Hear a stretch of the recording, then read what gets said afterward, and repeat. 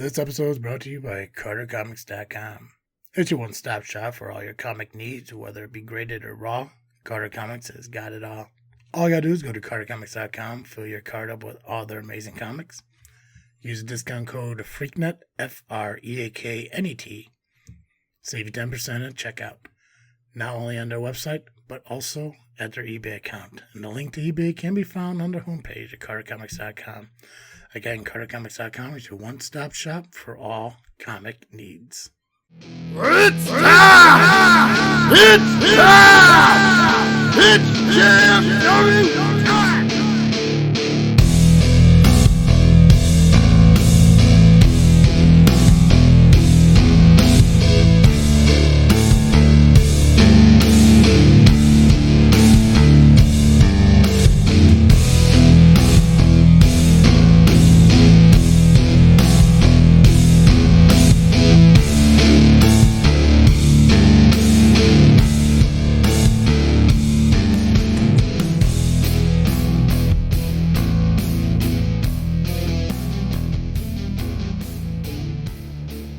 All right, guys, this is the time we get started in the ring with the greatest faction in podcast history. Josh Freaking Wrestling, the JFW Podcast, hosted by Travis Stu. And I am the faction slayer, Nubby, the amazing turtle. I'm feeling a little better. I'm glad. think so. I'm glad. Yeah. I'm glad. You know, I know from experience when I am choked violently, takes me about a week or so, but also I got safe words. So, That's true. yeah. Side note, unrelated to wrestling, if you go to McDonald's, don't use their straws. They're garbage. So, no upstairs. All match cards, no results this week. Except maybe there's two little tidbits about Poww There's that I some find interesting. There's some acknowledgments of Poww that I do want to. Obviously, I think I know which one you're definitely going to talk about. Mhm. But Rocket Pro Wrestling is this weekend, and we got a huge card to run through that. I'm still hoping at some point today we do get Rion Skills onto the show, as we said we would, to get his side of the story from the refereeing aspect of the main event from last month. So once he becomes available, we'll get him on there. Hopefully, we can get to kind of like a mindset of why he just didn't ring the bell for a knocked out Shelly and instead pulled matches off. And I think like the big question though, besides that's a very big question, but what made him decide to be the referee? That's also a good question. That's a good point, because the thing is too, it's like I mean I don't know how Rion lives his life, but I'm assuming he's not walking around in a referee shirt all the time. So there had to have been some kind of a plan. Like Nuke said, he knew Maximus was going to pull something like this. Mm-hmm. So we'll get all that. We'll talk to Rion whenever he's available. Before let's do that, two things I want to bring up. Get your opinion on. One, soon Fourth Mother Box is no longer Fourth Mother Box. Yeah, Kind of wild, right? Yeah. Right. My favorite part of their entire episode was we're changing the name, we're changing the platform, we're changing the concept of how we do things here, but it's the same show.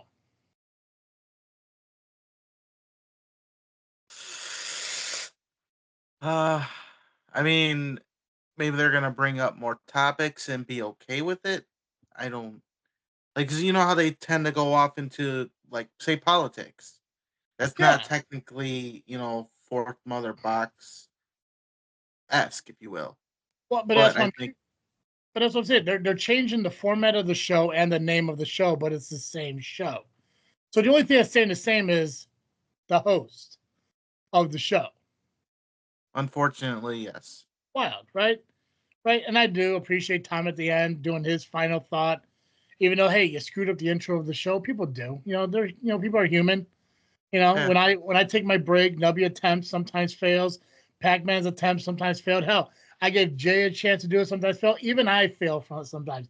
And I've been doing the intro for over 300 plus episodes. So to err as a human, you think Kyle, being in the profession he's in, would understand that. But hey, whatever. But yeah, I don't know what the show is. I do know that this weekend I am gonna have the fourth mother box over on this freaking show. So Ooh. maybe I'll get some more information on what it is. I know they didn't release a name, but maybe I could get that pulled out of them and kind of see how that goes. So I'm excited. I mean, I'm excited for them.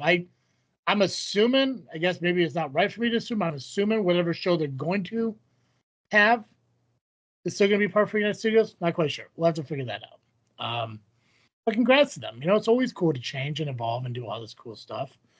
Right. Second thing, LIM, once again, tried and failed to come at us in this quote-unquote war that apparently we're having. They went the Kyle route, which is good for them, in the sense of just repeating the insults they have to you towards you and stating we have nothing of substance to offer to them. So let's start first with, the idea of, for some reason, Gabagool hating you without giving any type of response, calling you a bitch for no reason whatsoever. Let's get your take on what they said from last week, and then I'll kind of chime in on some of the key things that I know Double J like to point out in that little parody of I pick at the smallest things for no reason at all, because I'm about to do that from their show last week. But let's start with you, Nubby. What Gabagool said about you, where you stand with that. I mean, it's no different than what he said in that vlog. I mean, he's calling myself a soft shell bitch how many times? All because I called him out on being a terrible leader, which he has been a terrible leader lately. Yeah. Like he failed the court case. He's allowing the Maximus still, in the LIM, and he is still part of LIM after stealing the belts. Now that should have been it, right? You would think, yeah. I mean, kind of like, like Steve when he picks and chooses his friends on who he's gonna help. He doesn't help me, but he helps Shelly. It's kind of like the same thing, Gabagool cares about the belts more than the actual people in the LIM. Yeah. But he still hasn't done anything to Maximus. So now I'm starting to wonder, who is the real leader of the LIM? Is it Gabagool? Or is it the bitch, Maximus Orion?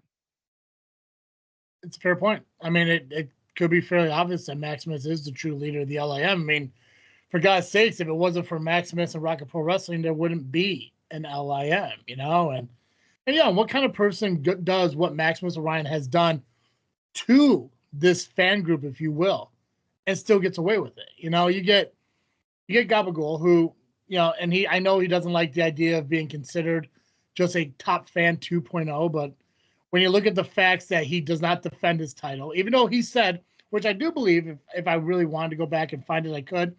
I believe there was a point where even Pacman has said, hey, I'll defend this title against anyone at any time. Just nobody wants to step up. Pretty sure the top fans said that, and that's pretty similar to what Gabagool said on this past week's show. Right. Hey, the title's always up for grabs against anybody in the LIM. Mm-hmm. Okay, good to know. No one's doing it. Interesting. Whatever. Just the title defenses he has is either, the belts are missing, or we have to stop because Shelly got knocked over in the middle of the ring. Oh, cool. Good excuses. Solid excuses for you. Apparently, there were BS excuses when Pacman used the same exact excuses when he was such a bad guy during the summer. I also like the fact when Gabagool said on the podcast, when he was talking about you and how you, quote unquote, complained that Maximus is still part of the LIM. And he said, on record, it's in the vlog. You guys can go back and listen to it. It's on the Love and Intoxicated Man's YouTube channel. It didn't matter, the court case, obviously, because he said he decides who's in the LIM and who's not in the LIM. The reason Maximus is still in is that's his choice. Okay, cool. Then what's the point of the court case? Right. Well, if he wasted a lot of time. Right? A month ago, and the previous LIM video, which is also available on YouTube. You guys go and listen to it. Told Maximus, that if he hurts his mother, he's out of the LIM. So he proves that he could throw him out anytime he wants. He doesn't need a court case. So the fact that this guy has now attacked his mother, attacked his father, went and attacked you, badmouthed the LIM for who they are, somehow doesn't stole the belts, as you mentioned, doesn't get kicked out of the LIM. But here's another thing, and I got another question, because we've now realized, again, Nubby, don't know why you're part of the group, but hey, live your best life, brother. I know right now it's out of pride, and I respect that. Why doesn't Gabagool kick you out of the LIM if he has such a problem with you? I believe that is a good question. I don't have an answer for. I mean, he could kick out anybody, apparently, right? That's what he says. He gets to decide, as the leader of the LIM, who stays and who goes. Which is ironic, too, because talking to Pacman during his leadership, from what I understood, everything was a unanimous decision. Everything was voted on. Everything was unanimous. So now that Pacman steps down and becomes, the sidekick to his sidekick, now you got this new Gabagool who decides, hey, you know what? I'm Italian. I'll just be like the other Italians and just make this an entire dictatorship and say, I'll decide which stays and what goes. But he's not the bad guy. He's not the top fan. Sounds pretty top fanish to me. It's beyond top fanish. I mean, Yeah. At least, a unanimous vote that Pat would do, that was a little bit more structured, even though it was still kind of weird, a little bit off at times, but still a little more structured than what Gabagool's doing, because you go from a court case to being able to do what the fuck you want. Yeah. What is it? Yeah. It sounds like really like politics here. So. Yep. I also liked he mentioned on the podcast that he only cares about the LIM members that are on the LIM podcast, which is great, but he's going to specify what he means. Because if he's talking about any LIM member on any LIM podcast, well, you were on an LIM podcast at one point, so that means you matter. But if he's not counting that, then that means the only people that matter to him is the new referee, Double J. Which is questionable. Exactly, because he didn't do the chat head thing. Yep. Double J, Giggle's sister. I think that's it. That was it. That was the only people on that particular podcast this past weekend, right? Those four. So out of everyone in the LIM, he only likes 3 people that were on that particular podcast, which means Chuck Gunderson doesn't count, which means I believe there's 2 security guards. They don't count. You don't count. No. Pacman don't count. I get that he doesn't like, Danny. Whatever. Danny doesn't count. Simp doesn't count. Their one friend who did the hot sauce contest, he doesn't count. Right. Tomfoolery doesn't count. So you have a leader of this whole group, and he likes 3 people out of the entire group because he can't say he was talking about any LIM member on any episode because you were there on an LIM episode, which means he has to admit that he likes you. But of course, he's doing what all of the LIM do, and they're using you as a way to remain relevant. Because that's the only logical answer I have for his attitude towards you. Because again, this all goes back to the fact that they weren't on the Power Hour episode that you, me, and Tom were on. Which, if that's what they want to use as an excuse, hey, so be it. But they're pointing their problems at the wrong group of people, because it wasn't our podcast to invite people on. It wasn't something we even planned. I didn't know I was doing it until I was told last year when Tom was on. They said they're doing it on this date, so I showed up. Pacman didn't show up. You should probably talk to Pacman about him being the LIM representative. That's another thing too. Wasn't it advertised that show was happening? Not one person from the LIM said, "Oh wait, are we supposed to be there too?" And not one spoke up. Yeah, not one. Not one said anything. It's like, hey, if Pacman can't be there, I'll gladly step in. I'll gladly be. No, because Gabagool couldn't. I'm sure Gabagool couldn't make it. He has more important things to worry about, like his family. We know that's going to take, priority over wrestling and the LAM and everything. Double J, maybe he's got school or whatever the hell he does, or some administrative crap that he deals with. I don't know. Simp could have been there. He's a tech guy. Giggles or his sister could have both. Anybody. Any one of these people from the LIM could have said, hey, if we're doing a Freaknet Studios episode, I'd like to be a part of it. Why not? They invite themselves into bullshit all the time anyways. Perfect example, what Gabagool is doing to you. Mm-hmm. Because what did they do? Oh, well, we need to find a way to keep ourselves relevant towards the back end of this season. What are we going to do? I guess we'll just have to attack a close friend of ours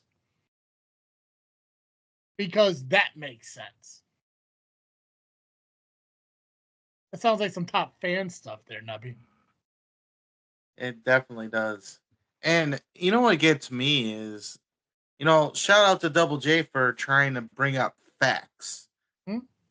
Brought up the fact that I was GM at one point because for the topic at hand, it was relevant for what they were talking about. But no, Gabagool's got to be like, no, we can't mention his name. Where have we heard that before? You mean Podbean? Yeah. Can't mention Podbean, right? Yeah. Or wait, remember when my name wasn't allowed on the Power Hour? What the fuck? What? No, you can't mention my name because I'm that good. I mean, and there were facts. Double J was speaking. So you cut him off. You were disrespectful to Double J for bringing up facts, and I was part of the fact. Yeah. Giggle's sister thought maybe you'd be a mystery partner against Maximus Orion. He almost kicked her off the entire show because of her opinion. Right. How dare she not give her opinion? What's hurtful to me, and it really hit me in the heart. Oh, it did. Is what kind of man tells a woman, if you have your own opinion, you can't participate in what we're doing. I thought Gabagool was more open-minded than that. But hey, it just goes to show that if you want to hang out with Tony Gabagool and the lovely, intoxicated men, women, you need to keep your opinions to yourself, or else he's going to shove you off to the back. Shame on you, Gabagool. That's what it sounded like. 100%. You know what? Disrespectful. Yeah. If Giggle's sister wants to come on the JFW and have your opinion, I will welcome it. You are more than welcome to have your own opinion, because unlike Tony Gabagool, who decides that the leader of the lovely, intoxicated men do not respect the opinion of a woman, and for that I say shame on you, Gabagool.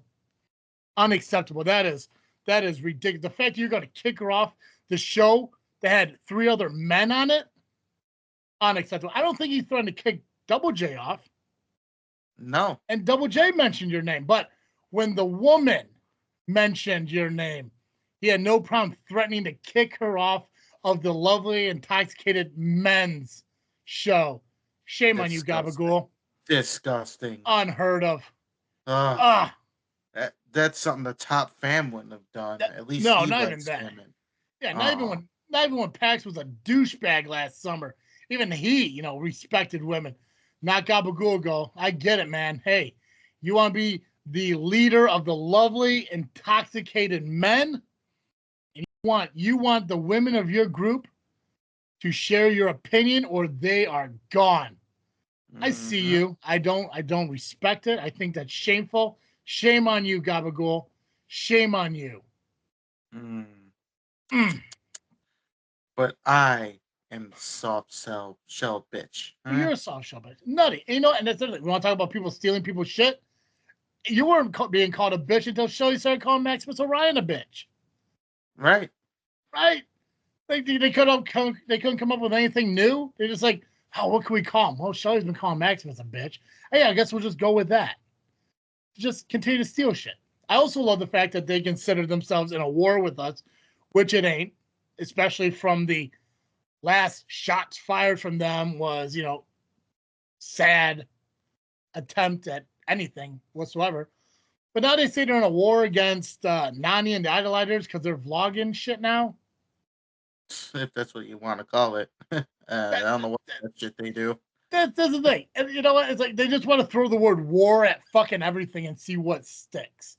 Like, hey guys, live your best life. But maybe instead of focusing on a war with JFW, focus on going to like some kind of like gender neutrality classes so you can realize that women's opinions matter just as much as ours. Because from what I saw in your last episode, Gabagool, is that you don't respect the opinion of women because she thought that Turtle may show up and defend himself against Maximus Orion, and instead you want to kick her off the show. And listen, I'm not accusing him of anything. I'm just basing my opinion on what I saw. Didn't even let her speak. No. Mm-mm. No.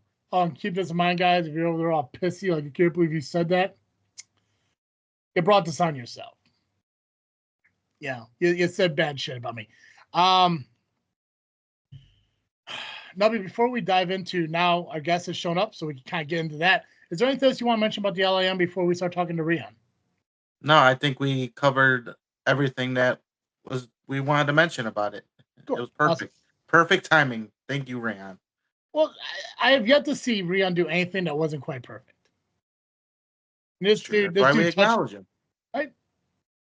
Everything this dude does is fantastic, from being the liaison of IPW to what he does in front of the camera at RPW, from what he does with roller derby and over on the Power Hour and everything.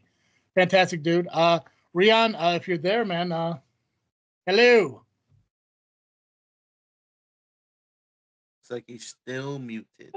I am sorry. I'm trying to rapid fire a bunch of different stuff. My apologies. No, you're good. Hey, listen, you don't have to apologize. I'm not Steve, man. You don't got to apologize to me. You're fine. You're fine. I know you're not used to unmuting your mic and getting the opportunity to talk and everything. For that, I wanted to give you the platform over here to kind of talk about some of the things that were brought up on that recent Power Hour we were on, especially with what I said a lot about your decision on pulling Maximus off of Shelly instead of calling for the bell. I definitely want to kind of talk about that. But Nubby brought up a very interesting question. I guess to start out everything is. And Nubby, if you want, go ahead and ask Rion your question first. Yeah, I could do that. Basically, who approached you to be the referee and why did you accept it? All right. Swinging for the fences. Okay. I was approached by Nuke. And the reason why I accepted it is because, as weird as it sounds, I've been there from the beginning as far as Rocket Pro. And the one neutral party in everything has been Nuke. Whether it's a Civil War dealing with the Shelleys, whether it's Demon Saint, it's always been one or the other, where he has been the neutral party. It kind of keeps everything, keeps the boat going in the direction it needs to go. I've known Nuke for years, so whenever he is asked me, "Hey, I need you to do this thing," even sometimes me being reluctant about it, I've said okay, and just went from there. Okay. I mean, it had to have seemed like kind of a conflict of interest. So, I mean, especially with what happened between you and Maximus before all this, with the attack during the appreciation night, the battles you guys had, taking his championship from him and everything. Like, was the idea of a conflict of interest ever like crossing your mind during all this, or did you just believe that in your heart you could kind of push that aside and call it right down the middle? If this was right after everything that took place, you can very well say there was conflict of interest. Yeah. But even when I had the Intercounty Championship, everything that I said that it was going to happen happened. Just no one listened to me. It's to me, especially when it came to the scenario of Maximus Orion, I can, and as weird as it sounds, I can take myself out of the situation and look at it as far as big picture. For me, it was, while I didn't necessarily feel like I should have been in the actual match, I do understand why Nuga wanted to put me in said match, because especially with what happened with me during the match, I feel like if you had put another referee in that scenario, they wouldn't have been able to finish it. That's just me. And they have a great referee staff. But considering everything that was going on, especially with the way that Maximus has been handling things, it wasn't in the best interest to just put anyone in that position, especially when he's starting to cherry pick who he wants to take out of the position in real time right before his match. So I completely understood what was happening because I was the backup. They had already had the match already taken care of. I was the backup. Okay. Yeah, and obviously the moment you're talking about as far as you being the right fit for the matchup is when you were put through the door mid-match. Obviously, I agree with you. Any other referee doing that, that referee's out. And I don't know too much about the referee staff at Rocket Pro Wrestling. Everyone seems like a professional there. But if I was a referee and I saw one go through a door like a untrained wrestler type referee, I probably wouldn't want to go out there and sub in for that kind of spot myself. So that I understand. The big question I have, and that the biggest reason I wanted you here tonight is Maximus Orion put his mom in the Hell's Gate in a legit submission move for the victory. And instead of checking her, because it looked like she was knocked out. Clearly she wasn't tapping. Her body looked limp, like done. But instead of checking on her and calling for the bell, you decided to pull Maximus off of her. First question, before you tell me why you did that, what were you saying to Maximus at that moment in between him putting her in the move and right before you took her out? Because you kind of see in the video, you trying to say something to him. What are you exactly saying to him before you eventually pulled him off? Side note, I love the delivery as far as how you worded this question. Thank you. Because you literally just had a conversation with me as far as not being biased, only to then give me a biased question. So the idea of going back and forth with this is hilarious. It's more so like I guess I'm looking for you to defend the unbiasedness part of it. Because we all know what happened. To me, it looked like it was biasness. But I know. Yeah. So I'm not trying to got you in anything. I understand your mindset. I just want to justify the perception that I saw, I guess, in a way. Like I need to understand what the mind process of it was. Because I believe you when you say you're unbiased. And I could sit here and say, well, Rion probably did it for the best interest of Shelly. But being a referee calling something right down the middle, it didn't seem like that was the priority, and I want to get that corrected, for the record, I guess. Okay. And then I'm not going to blur the line because that's not what this is called for, but I will tell you a scenario that took place over in Hollywood Boulevard, simply because neither one of you were there to experience this happen in real time. Okay. And I'm going to use your commentary from the actual match itself to better explain the scenario. Okay. Yeah. So while because you're talking about when she was put in the Hell's Gate, then this is shortly after she's chasing him around the ring, and Damon Saint is there, and he's trying to give me directions, and it's a very weird scenario to be in, because up until that point, and this is what people I think tend to forget about that particular match, it's not just opponent versus opponent. you're dealing with shareholders. Yeah. You're dealing with like officials, like appointed staff, because everyone, you're not dealing with just wrestlers and managers at this point, because you have part owners of this particular company Yeah. going against one another, while you have the appointed general manager that was appointed by the idols that now has power through the undeniable on one side, and you have Nuke, who was appointed by the Shelleys, on the other side. So how much power do I actually have? They could very easily just fire all of us. Yeah, I get that. In that scenario, like, it's just, and I feel like that gets lost in the translation when it comes to this match. Mm-hmm.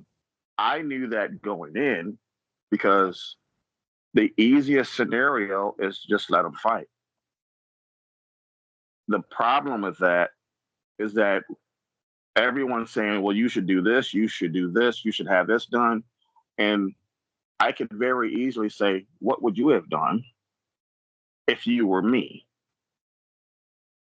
And I would like to think if they were me, they would do exactly what I did and just kind of let things happen accordingly, to where you have to step in when it's necessary.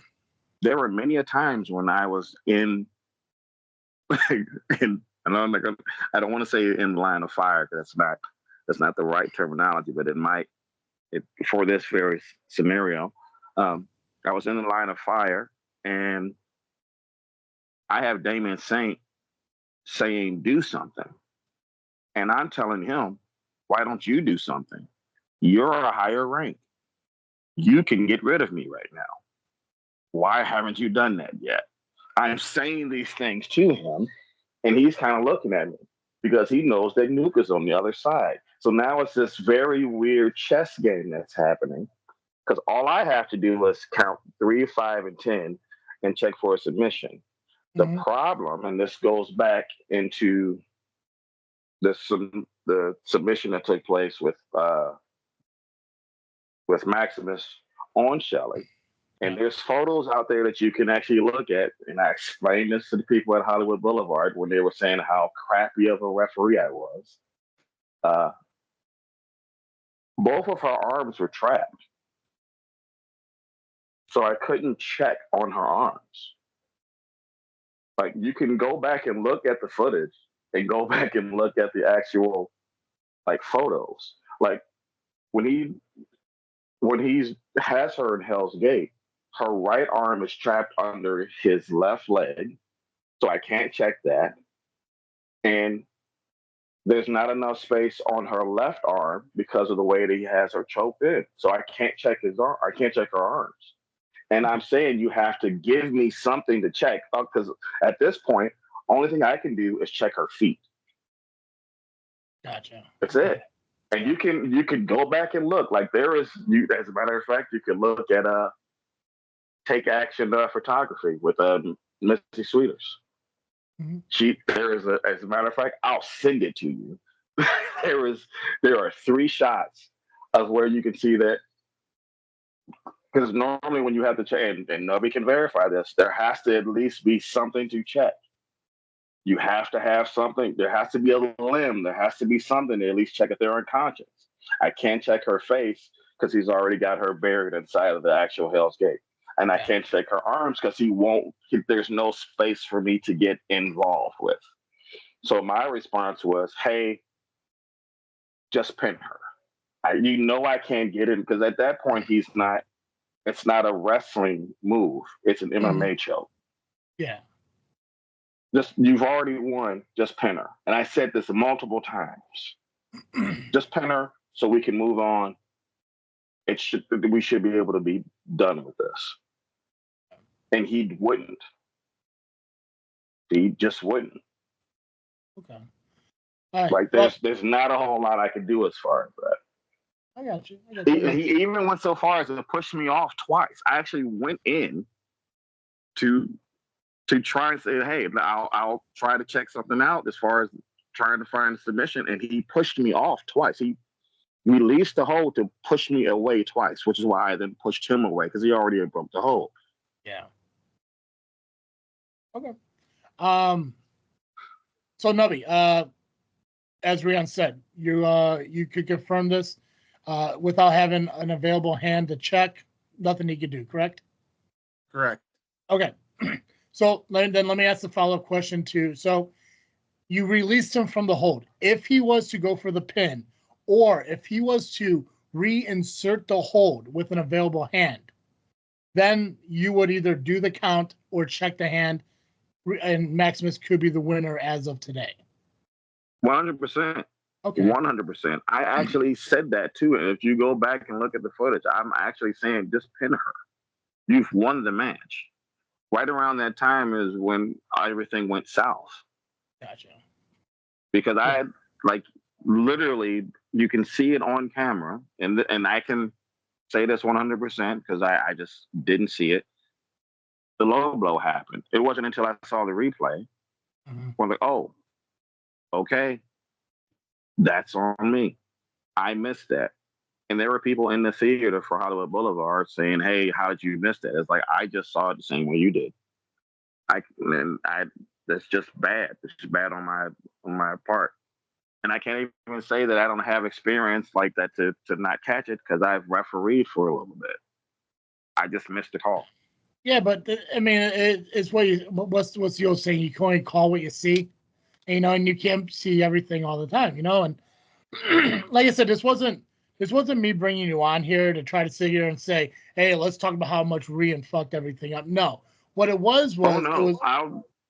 Yeah, but that's not why I wanted you on here. I wanted you on here because when we talked about it on the Power Hour, it seemed like you wanted to respond to it, but we just kind of that podcast was so long, we never gave time to a bunch of things. But I know that there was a moment that I had to know the answer to what's going on, and the biggest reason to have you on here is to understand the mindset of pulling him off rather than going for it. And I'm not a trained referee.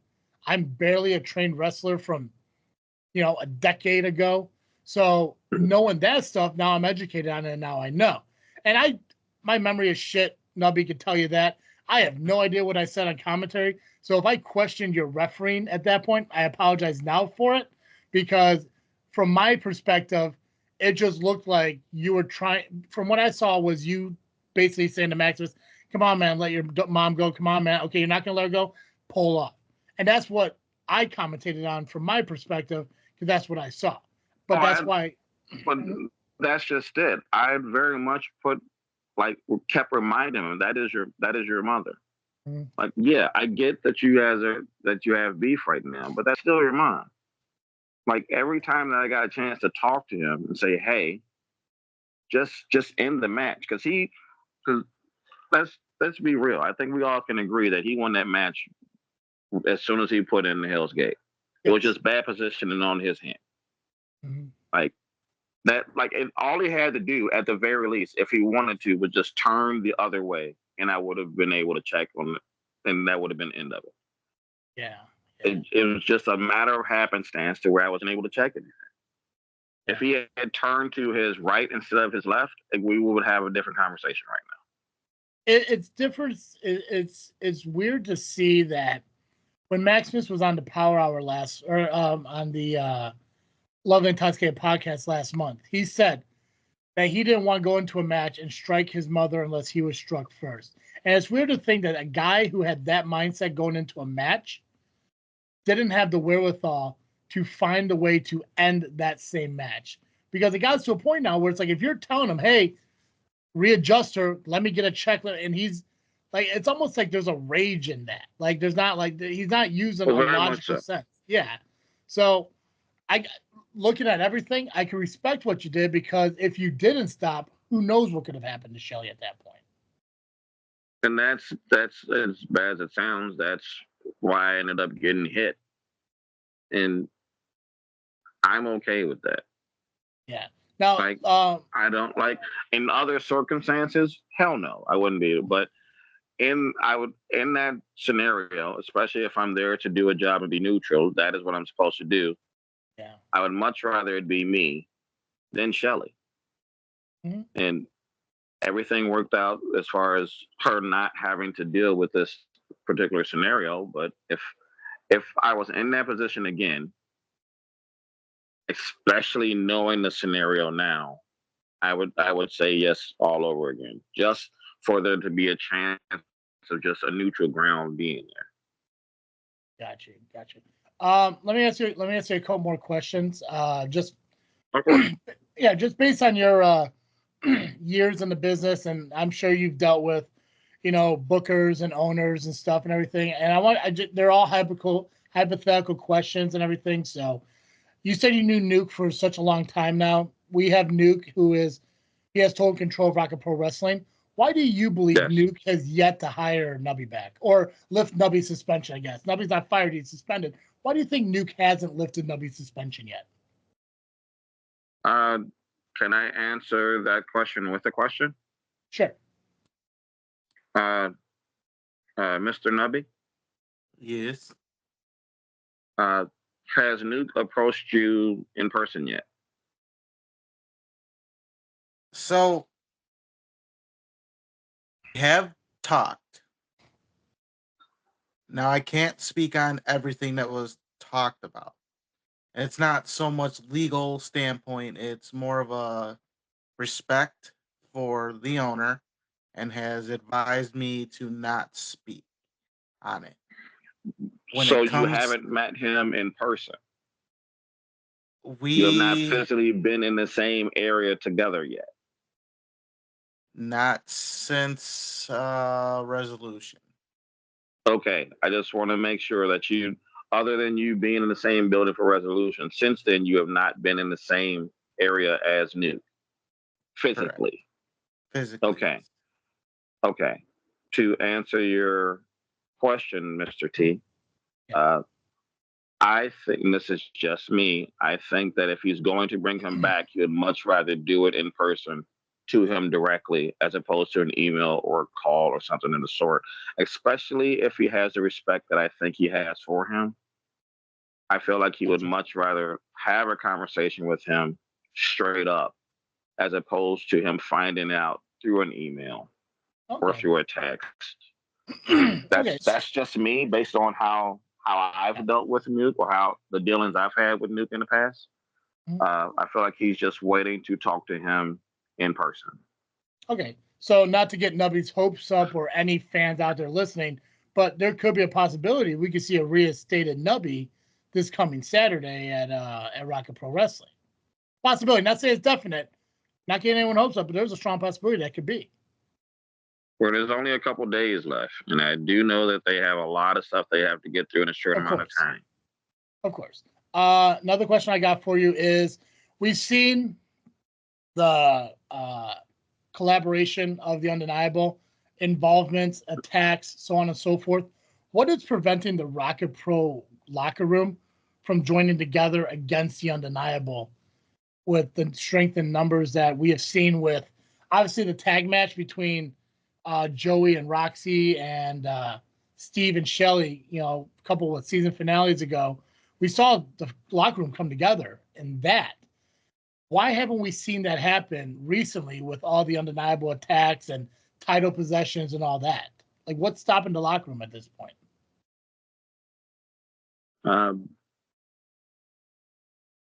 Me personally, I feel that, and this is going to be a very weird thing to say, I feel like there isn't a person in the locker room that has been dubbed the leader, so to speak.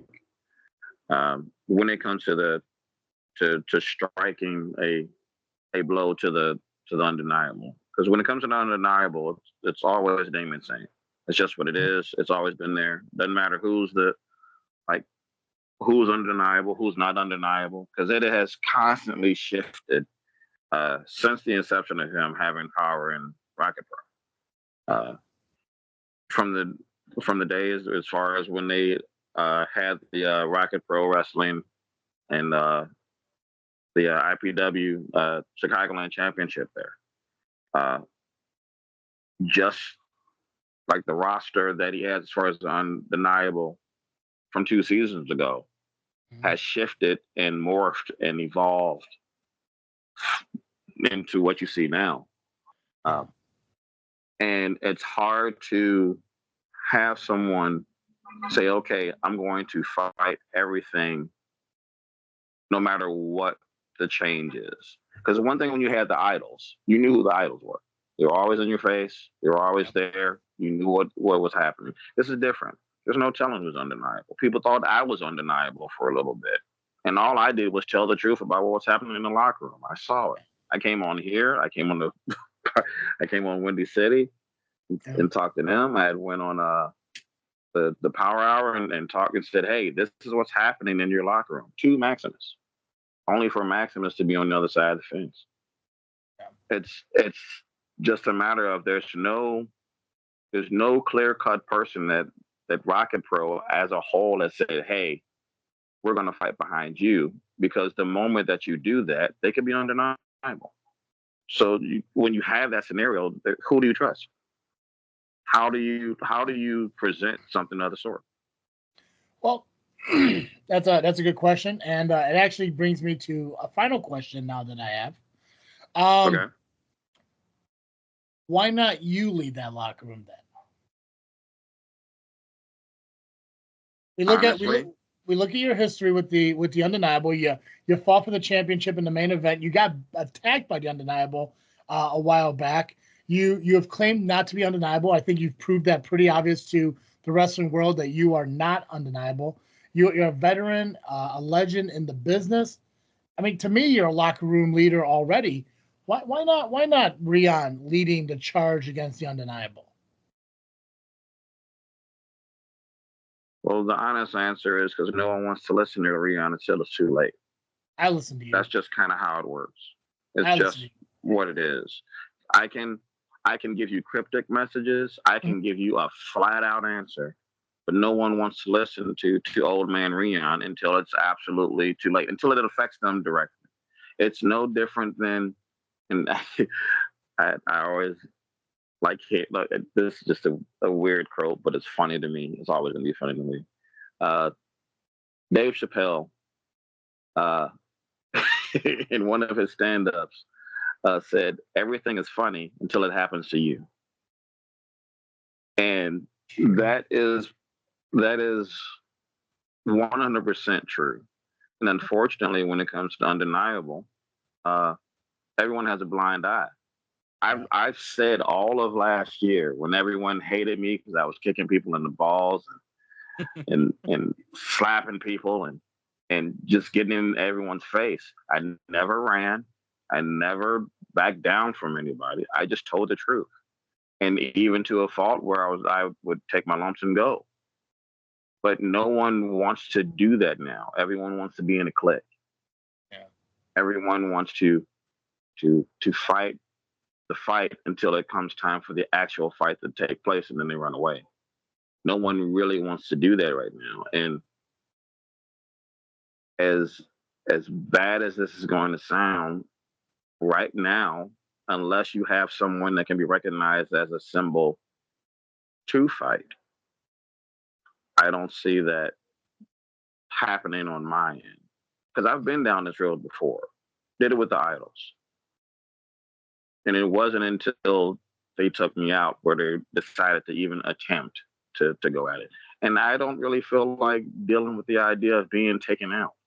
That happened years ago. That was pre-pandemic. We have passed that now. Yeah. And 5 years has gone by, and the nature of the beast has changed. The actual beast has changed. If I have to, I will, but I prefer not to.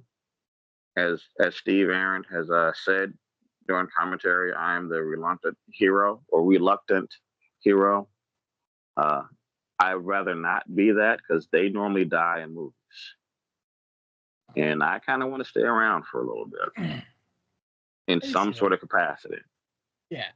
I always saw it as, and I think I may have either said on commentary or on one of the podcasts or something like that, but I always saw it as like, it just got to a point Where the undeniable, I guess, depending on who you are, is either bringing out the worst in people, or I think when it comes to Aaron Stone, almost the best. Because Aaron Stone had a lot of issues with the undeniable, and up until recent, like it seemed like he was attempting to fight off the undeniable without the backup or success of hopefully somebody joining his side.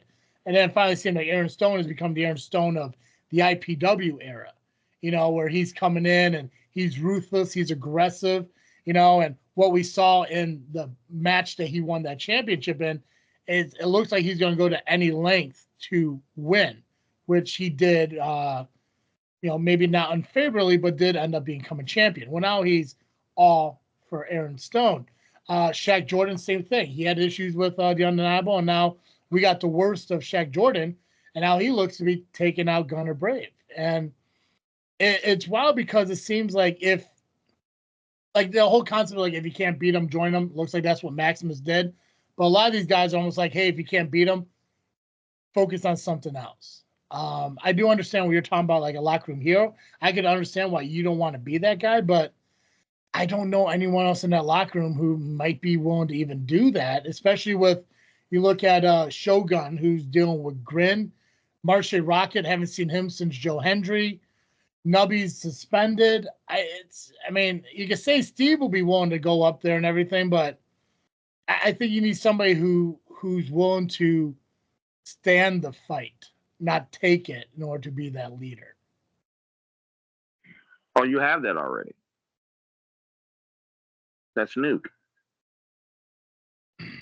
Yeah, but when was the last time Nuke had an actual match in the ring? When's the last time Damian Saint had one? You're not dealing with wrestlers at this point. You're dealing with power. That's completely different. That is completely different type of conversation that you're having. It's one thing because you can put wrestlers in front of each other and go from there. It's kind of like if you look at like Captain America: Civil War. Mm-hmm. You can constantly have all of these people in front of you, but the overlying issue is paperwork. Yeah.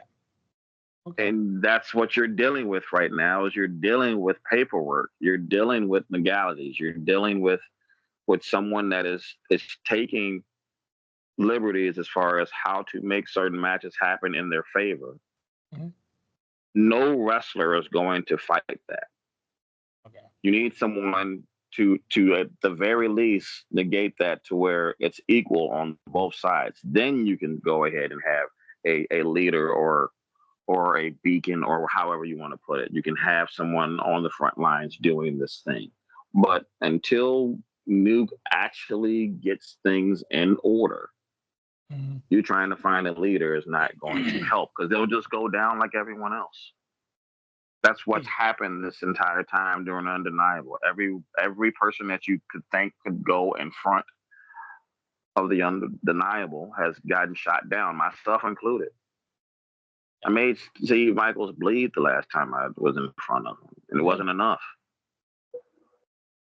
Like it's you can only do so much when it comes to that because once you have the paperwork to back you up or back up your actions, you can only do so much.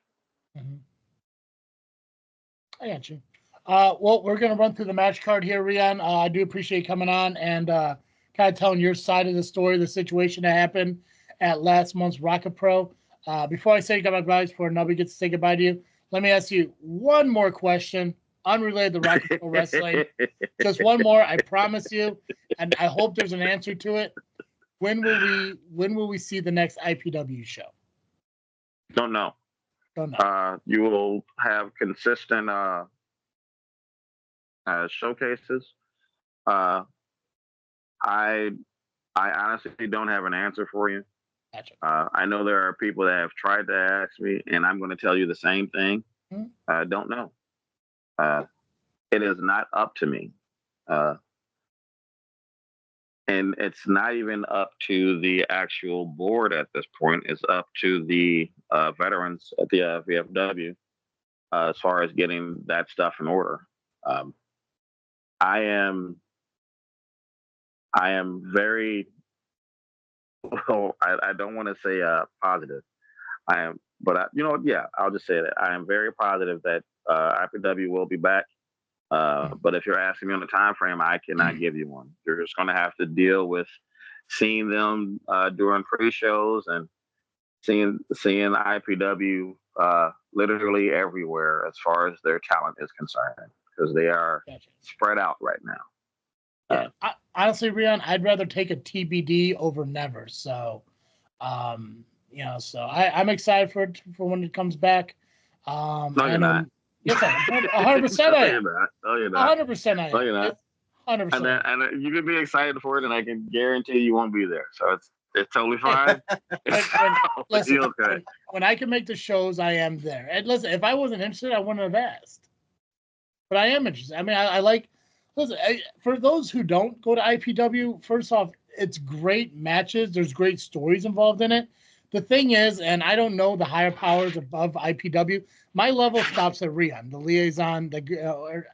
You went back to you had a different title at one point, but I mean, to go there and like at one point you had different guests, hosts. Me and Nubby were at one point. The fact that there are wrestlers who come from Wrestle League, ARW, RPW, and you get a different side of them from like a different aspect. It's a unique concept that IPW does that other people don't do.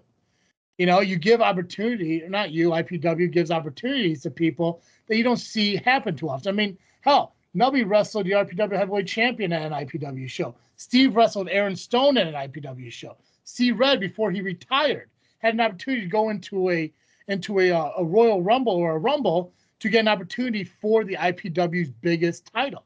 So yeah, listen, you can't say that I'm not interested, because I mean, when I get there, I enjoy the hell out of the shows and everything.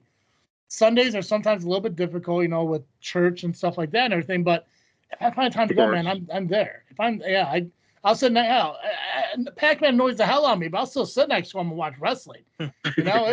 It's a blast, and that's what I said. Like, because then you get guys like the workhorses. It's like, they're annoying as hell, but they're entertaining as hell. Muggsy James, you get the talent in there that are going to showcase here. That say, hey, listen, you may see them here, and here, but they come here for a reason. And that's why IPW is a great place. And again, Sunday afternoon for people, it's a perfect opportunity to get out and watch wrestling if you can't make it a Saturday night, or you don't want to go out too late on something on a Sunday. So 100%. I look forward for IPW to come back, because 2025 is my year of shows, and I plan on going to every single show that we talk about here this year in 2025, but I definitely want to get to IPW as often as possible. So I look forward for it to come back and everything, and see what they have in store, and especially now that the workhorses are no longer the workhorses, to see what happens to them. Right. Yeah. So. Yeah, it'll be very interesting to see how that plays. Like, just a lot of stuff playing out, because it's been a couple months since IPW has officially had a show, and a lot has changed as far as the Midwest scene. Not just with the organizations that you mentioned, but you have guys like Paragon and Jean Paul Lemizable and Soul Taker and Marche, and it's just a bunch of people that have not. They're all doing a bunch of different stuff. So it'll be very interesting. Or I'll be interested to see, as far as one, how they'll respond with the time away, and two, exactly when the actual scheduled events will be. But once again, that unfortunately is out of my hands, because I can only give you information. I can give you an idea. Hopefully it'll be sometime in the spring. Okay. But I also wouldn't bank on it, because I'm just saying things. But unfortunately, when you say things on the internet, it's always true. So it's going to circulate now. Dude, IPW's coming back in spring. That's going to circulate now, man. So, yeah, there we and go. the funny thing about it is, when it doesn't, they can always come back to you and say that you were wrong. Oh, I know what I'll twist in some way where it makes sense. I know what I'm doing. But yeah, it's just one thing. I'm a firm believer, if you put it out in the universe, it's going to happen. So if we sit there and say IPW's come back in the spring, hey, you know what? Spring is what? April, May, June. So we got 3 to, if you include March, 4 months for it to come true. So I look forward to seeing it again. And I know Nubby's looking forward to see it again. I know he has some unfinished business with some dude in a pizza box. He needs to So worry about his suspension getting lifted before he starts worrying about pizza boxes floating around. Good point. Rion, thank you again for coming on, man. I appreciate it. And I look forward to seeing you. Hopefully you're there Saturday. If not, I hope to see you next time I see you. All right. You guys have a good one. You too, man. Take care. Later. Always good to talk to Rion.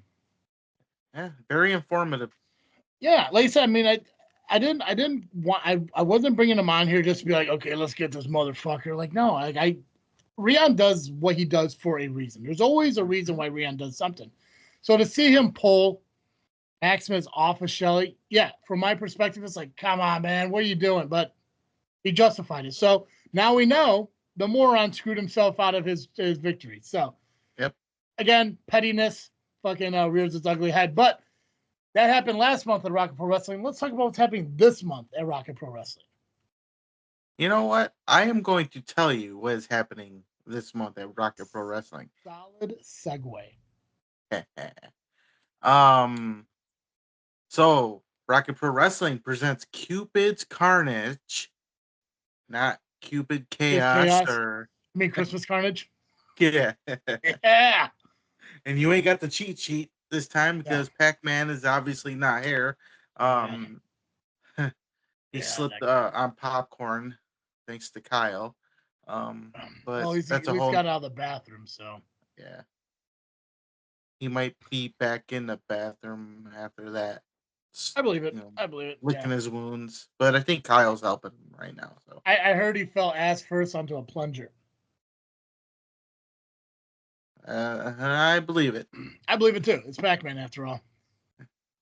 Yeah, and the plunger is Kyle. But 100%. So yeah, it is Cupid's Carnage. It is this Saturday, February the 8th. See, I can say that now. February the 8th. That's right. 20 to 4th. Yeah. Oh, damn it. 700 Theodore Street in Joliet, Illinois. Doors open at 4 p.m. Bell time is 5 p.m. Front row is $25. General admission, $20. No advance tickets, all at the door. All right, and we mentioned IPW. The pre-show showcase is returning to Cupid's Carnage at Cupid's Carnage, and it will be for the Second City Championship as Marcelo Spade, the champion, takes on Kenny 9. I'm sorry, I was dying there. Kenny who? Kenny 9. Kenny 9. Okay, that sounds new. That's new to me, anyways. He's been at IPW a bit, off and on. Probably not when you were there, so you wouldn't know. Yeah, that's probably true. That's probably true. Thank you, Jesus. And I guess we'll jump right into the main card. And you know what? This will most likely definitely be the main event and probably match of the night. It is the loser leaves no holds barred match as Shaq Jordan takes on Gunner Brave. And it's I forgot who said it, but it's definitely something where, and I think it was on the Power Hour. Nobody wins in this matchup. No. Obviously, you see Gunner Brave, who I think maybe it was on the Logan Toscade podcast. Fans lose regardless. Shaq Jordan. They win and to a point where it's going to be a great match, but they lose because one of them is going to lose. They're going to be gone and leave. Yeah, and you know what? It sucks. It sucks that Gunner's going to leave. It sucks that the guy who built Joliet, apparently, or whatever the fuck they say, Gunner's house, which never made sense to me. I don't think dude pays a mortgage on it. He's going to be gone. Because I think if you really look down into it and everything, I don't think Gunner could take the personal out of this matchup. I think Shaq has already done that. I think Shaq looks at I'm going to shut you down in a professional wrestling match, where Gunner, I think, is going to go into it as a personal fight. and I think his emotions are going to get the best of him, and that's going to cause Shaq to pick up the victory and send Gunner on his way. I don't know about that because it's a no holds barred match, and we know when Gunner Brave wrestles on a Cupid's Carnage, it's always no holds barred, and it's always in his favor. Yeah, but has there ever been a match this personal going into it? I know he's had personal fights. I know the not Dillinger, but the one before that. I know that one was a little personal. Brooks Burna. I believe that one was personal. Yeah, that one was personal. personal. Is it as personal as this in Shaq, though? This is a little bit more personal. I give you that. Yeah. But it's home field advantage for Gunner. Yeah. But we'll see. Like I said, I don't think his mindset's on the fact that it's going to be a match. I think he's going to get a little too aggressive this time. I think it's going to make him not think straight for a moment, and there's going to be that split indecision that's going to give Shaq the victory in that matchup. He never really thinks, though. Yeah. But we'll see. Either way, I'd hate to lose either one of them. 100%. 100%. I 100% agree with you. I mean, I prefer Gunner to stay, but it's fine. For the Zero Gravity Championship, we have Aaron Stone, who just won the championship at Resolution, takes on Devin August. Was this a Saint thing? Because what has Devin August done to earn any kind of title shot lately? To me, it just seems like a way to try to get the belt back. Because normally it'll look like it'd be some kind of punishment, especially seeing what Stone did in his match to win the belt. Nothing against August, but I think he must have pissed Saint off in some aspect because this almost seems like a punishment more than an opportunity. Especially what we see Stone, how he's been lately, and a lot of that you could blame on Steve for pushing the buttons of Aaron Stone. Regardless if he's saying he's just doing it to motivate him or not, like it doesn't matter. You keep poking a tiger with a stick to get him to move, he's gonna bite your ass. So Steve is definitely one for poking. Yeah. Steve loves to poke that bear. He pokes the lions, the tigers, the bears. Oh my! Do you think Rion appreciated being able to speak his mind without being interrupted constantly? I bet that was different for him. But right. Because I can feel like him pausing at certain points, expecting the heavyset dude with glasses to interrupt him. I did not. I did not. I think Stone's gonna take his title, and it's gonna be pretty quick and easy. Retain his title pretty quick and easy because, like I said, he's in a different mindset now. It's IPW Stone. He's back, and he's gonna mess some people up. That is true. Speaking of messing people up, we got a Bags of Tricks match. I know. Logan versus Grin. I know that the LIM kind of talked about with it. So was it 4 bags and 4 corners, and each bag has a random thing in it? That's okay. Interesting. We'll see. The LIM pointed out. Now, I will give credit where credit's due, regardless of the fact that they're idiots or not. But you do got to factor in the fact that Sinister was kicked out. We haven't seen him since. There could be some payback coming at a certain point. Machine, obviously a factor in this matchup as well. So it's definitely going to be really hard because who knows who's going to be there for Shogun? Who knows who's going to be there for Grin? Is it going to be 1-on-1? I hope so. Doubt it, though. Now, because no matter what, you got the ringmaster out there. Yeah, that's true. So, and he's a big pain in the ass. And you could tell him I said that because I'll tell him to his face. Well, I'm sure he listens to the show. If he doesn't, well, then you know what he could do. That's right. Well, I'll tell him to do that anyway because it's Ringmaster, and I've been telling him that for a long time. So. Oh yeah.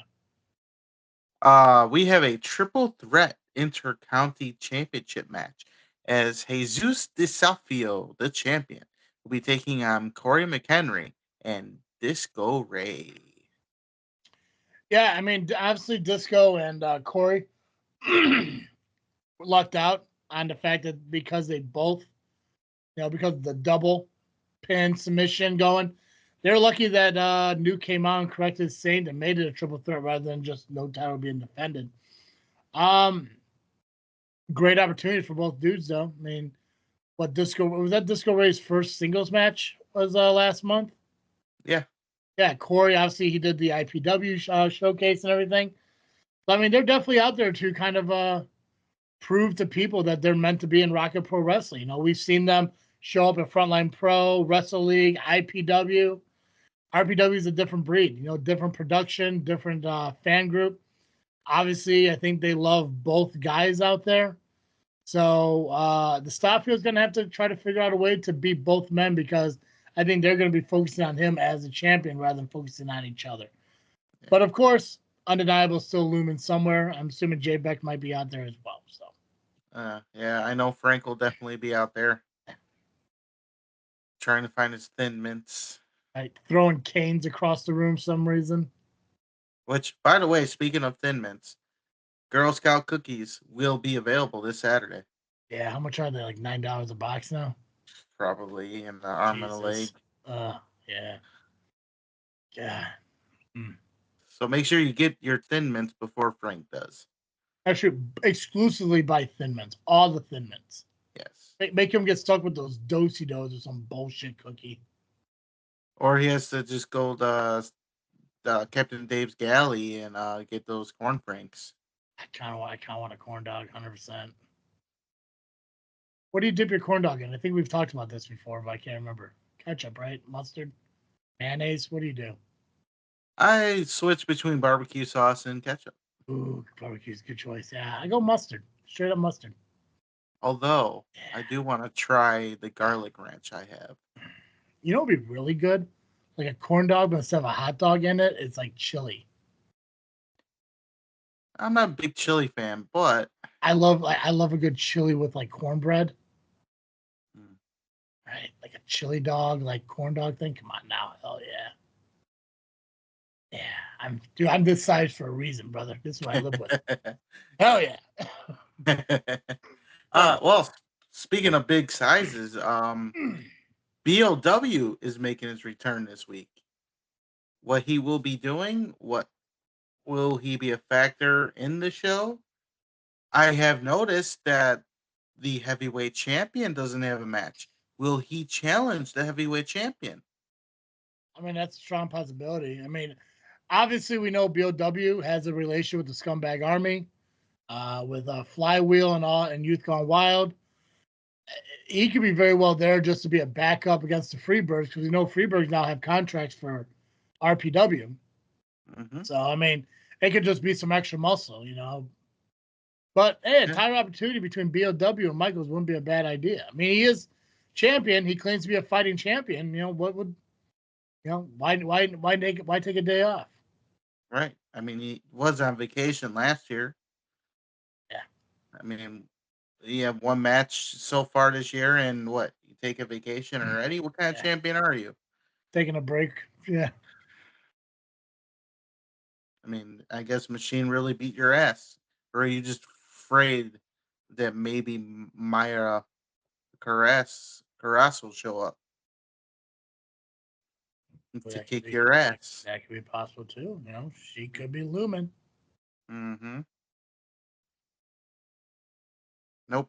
We're good. I think we're good.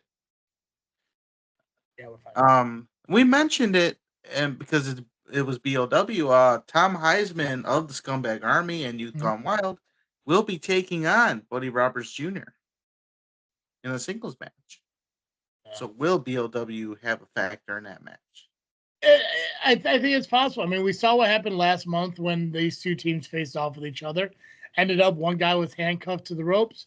The other guy was pretty much graffitied, and that was when it was 2-on-2, 3 if you include Flywheel. What do you do now when it's 4-on-2? Or does Nuke interject himself because he's, they're friends and stuff? He also got to keep in mind, listen, I can't tell Nuke how to do his job, but once you get owners and stuff who, side with one over the other, it becomes a problem. So, it's going to be interesting, but I think Freebird's going to start making some friends in the back. Come on now. I've said this to you multiple times and hasn't helped, but who knows? We'll see. But don't be feud. Go on. This feud has been going on for a long time, and I remember when it first started. Now, I won't go into details on the where and the what and the blah, blah, blah, but it was happening right in front of me. The first blow took place right in front of me, and it was by Tom Heisman himself.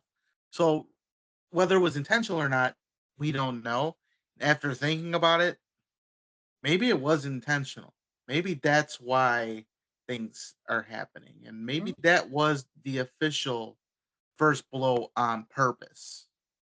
Yeah, possible. Yeah, dude, it's a wild concept how far something has come from where it is to where it is right now. And don't be surprised if you see the jackets and the rings make a second appearance at Rocket Pro Wrestling, because we know where they're at, we know who has them, and they can pop up at any minute. Oh, I have it on good authority that they go to sleep with those jackets and rings. I believe that. I've heard stories. Tom Heisman's a little weird. I could tell. Yeah. That makes sense. Don't deny it, buddy. I know what you do. Speaking of interesting things, we have an interesting triple threat match taking place, and it is for number one contendership for the Outer Limits Championship.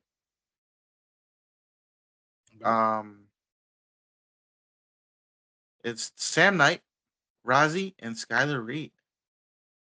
You sure it's not Sam Nye, as Tony Gabagool has said countless times? Hey, Gabagool. Yeah. Huge Rocket Pro fan there, buddy. Yeah. Hey, it's a nice opportunity to get back into the title picture. He had an opportunity to get the briefcase. He teamed with Stone and it didn't have much luck. This is his opportunity now to get back into a title picture. Granted, it may not be the title he was hoping for when he entered that ladder match, but a title's still a title here in the professional wrestling business. So it's true. Yeah. Let's see. Make sure I didn't skip anything. They did jump a little. All right. So, all right. We have a tag team title. Our tag team title number one contender match. It is Ryan Matthews, the Careless Hat, and Maximus O'Moron of Undeniable taking on question mark. And it's hard to really pinpoint who this is, especially when you look at who Nuke has announced as opponents for people. I mean, Joe Hendry versus Marcy Rocket, Shelly versus Maximus Orion. Yeah, the idea now is well, who the hell does he have to go up against? Maxi Moron and the Careless Hat. People could go safe and they could say the Coyotes. We haven't seen them in a while. Maybe this is their big return. But you could say the same thing with No Coast. Hadn't been around in a while. The last time they were here, they got cheered by the fans. Maybe turn over a new leaf. It could be them. It could be somebody we haven't seen. Maybe Dysfunction. Maybe Sabotage reunites for one night in Rocket Pro Wrestling. Maybe we see, the two workhorses who are still working together.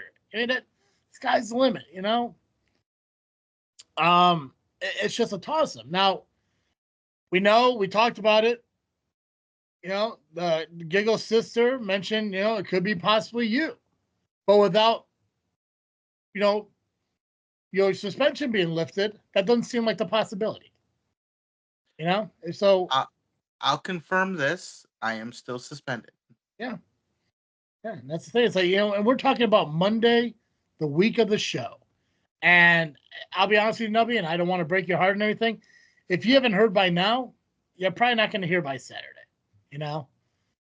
So it's just one of the things. Like it's you typically kind of know what's going on, but if it is, hey, awesome. But like I said, dude's been, the sole owner of Rocket Pro Wrestling for the better part of 3 weeks now. And if he hasn't made that call yet or scheduled a meetup with you yet, chances are, he may have not got around to it, and I don't see it happening in the next 5 days. So Just like I said earlier, we've talked.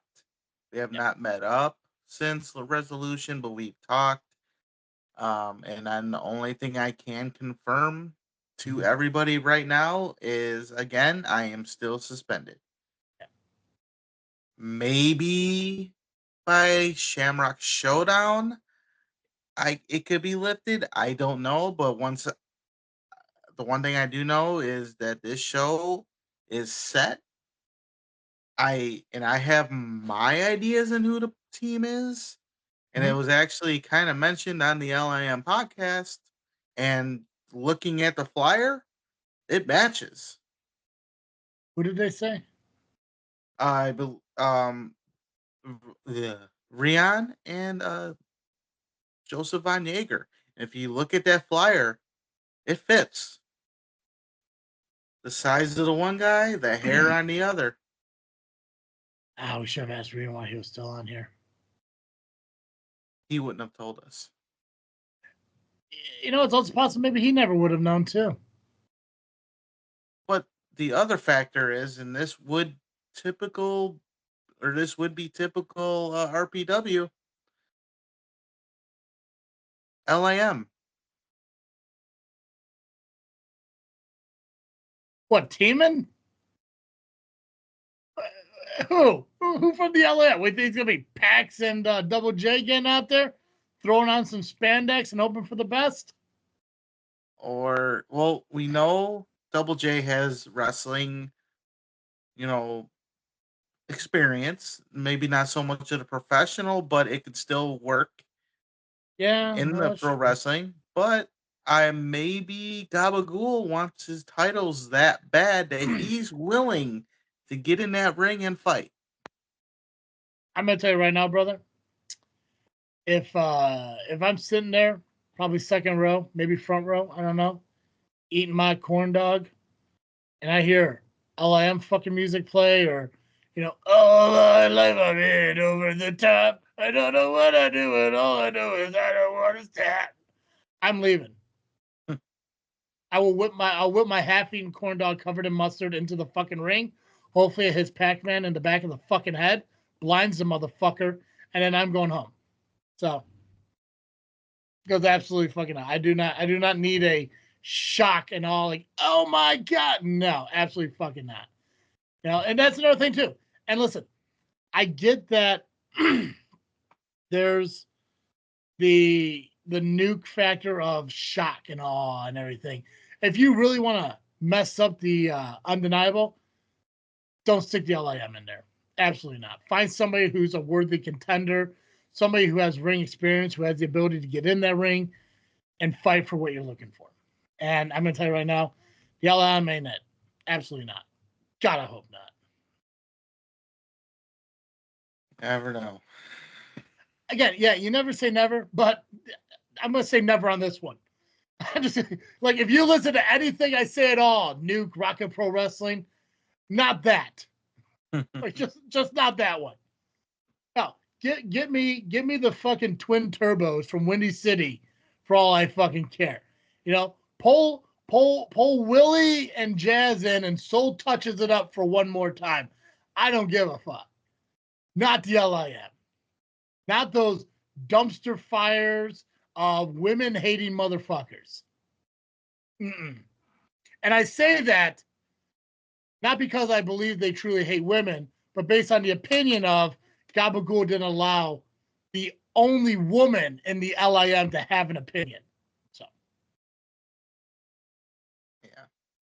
I'll say this: me and Nuke, when I was GM, I would go to him about some ideas, because going to Saint is like talking to a wall. Mm-hmm. I have better conversations with a wall, honestly. Well dressed wall though. Have you seen my wall? That's a word, bro. The one thing we both agreed on is to get the tag team division fired up. Yes. And I left him my tag team book. So maybe he'll use my book to bring in tag teams. That'd be awesome. Women's wrestling and tag teams is something that lacks in wrestling, and they need more of both. Right. So we'll see. We'll see Saturday who's gonna face Maximus and the Careless Hat. And I hope they whoop their ass. That's all I can say. Oh yeah. I want the Golden Boy to get fucked up, guys. Especially now that I know he screwed himself out of his own ownership, which actually makes a lot more sense now. Yeah. Good job, Golden Boy. Idiot. And actually, he might be able to blame you because you kind of told him to do it. You kind of told him to choke her out. Yeah, but I didn't tell her to put her in a no verified situation. Like, listen, I mean, if you're gonna fucking be the Undertaker, do his move right. I mean, like, yeah. I'll tell you what though, we did have a cocky little stare down. And by the way, because you lost yourself the title, I'm nixing the idea of respecting you. That's off the table now. I had respect for you, but then knowing that you could have won the match, you chose not to because you're petty as fuck. No, disrespect coming, bro. Stupid. You moron. Your outfit's dumb. I hate the way you look. You look like a skeleton fucking all hunched over. I don't know what it's called, but there's like this monster there. I think it was a werewolf. And, what's that fucking thing? You watch the Harry Potter? Harry Potter? Sirius Black when he turns into the werewolf, all hunched over and evil and shit looking? That's what Maximus fucking looks like. Bug-eyed, open-mouthed, dummy. Should have won your match, bro. Idiot. Have moron on your pants. Stupid. No, honestly, he was more focused on trying to impress you than anything. Most people do, yeah. Most people do. Yeah. Idiot, you moron. That's why you're not the owner anymore. That's right. You suck. Stupid. Fucking how's your championship? Oh, that's right. Yeah. Stupid. Oh no, let's keep in mind he is still the briefcase holder. He does have the briefcase, that's right. 100%, yeah. Yeah. But we'll see if it ever becomes a factor. Now speaking of titles and stuff, for the number one contender for the RPW title, we have a debuting Unchained King Brandon Day taking on All Day Marche Rocket. Well, Marche definitely returning for a big opportunity here. Obviously, previous match in RPW, Joe Hendry took a month off, and now he is one match away from facing Michaels for the title. So I think he's gonna give it all he's got in this one. I don't know too much about the debuting start, but I do know Marche Rocket, and I know he has a little bit of an attitude going forward. Who knows if what he's doing in CSW is a reflection of his new attitude? But hell, it's Rocket Pro Wrestling, and when people aren't cheering for Gunner Brave, they're cheering for Marche Rocket. So, yeah, I'm gonna go with him picking up the win here. Or me. Fucking Nubby, yeah, when he's not being suspended or fired because of pettiness, yeah, that's everything true. Petty ass bitches. Fuck yeah, idiot, moron, dumbass. Well, that is the card for Rocket Pro Wrestling's Cupid Carnage this Saturday, February the 8th, 700 Theodore Street, Joliet, Illinois. Doors open 4 p.m., bell time 5 p.m. Front row $25, intermission $20. See you there, maybe. I might be going just for the Thin Mints and leaving. I really want that corn dog. We do have Brew City, we do have Emerged, and we do have Rocket Pro Wrestling and Dreamwave. ARW. What did I say? You said Rocket Pro Wrestling. Yeah, we do have Rocket Pro Wrestling. Counts. And then we have ARW. Do we have anything for Emerge? We have a match card. Okay. Yeah, let's run through that, and then I'll do Dreamwave, and then we can do Brew City and ARW to follow. Okay. All right, cool. So we got Emerge Wrestling, Love and War, also taking place this Saturday, February the 8th, at Bartholomew, Bartholomew. Bartholomew County Fairgrounds. All right, thank you for that. 750 West 200S in Columbus, Indiana. Doors open at 6 p.m., bell time 7 p.m. General admission tickets are $10 in advance, $12 at the door. There is a special 4-pack for $30. Can't go wrong. Oh, it's not bad at all. Nah. Now I'll just get this out of the way. Now in the chat, I send you a video on an altercation that took place. So there was an original championship match, which would have been Dylan Bostick, who was the champion at the time, was supposed to take on JD Mariani.